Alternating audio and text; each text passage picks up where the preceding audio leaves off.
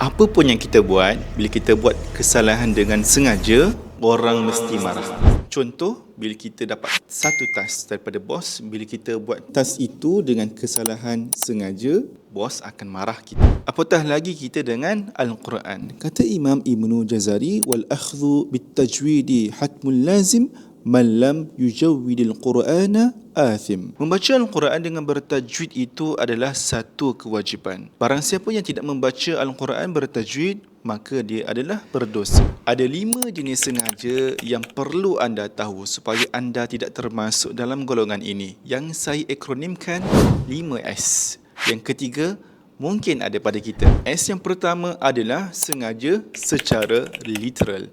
Dia tahu satu hukum tajwid tetapi dia tidak membaca Al-Quran dengan tajwid yang betul walaupun dia tahu. Ini adalah kesalahan yang pertama. Yang kedua adalah sindir.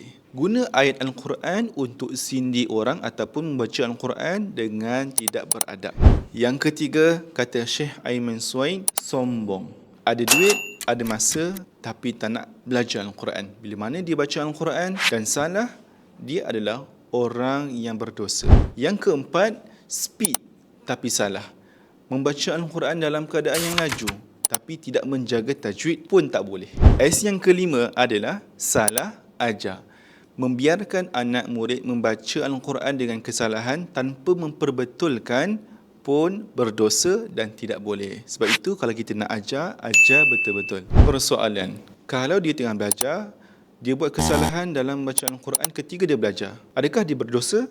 Jawapannya adalah dia tidak berdosa. Kesalahan dia dimaafkan sebab status dia adalah sedang menuntut ilmu ataupun sedang belajar. Tapi syarat dia kena ada guru.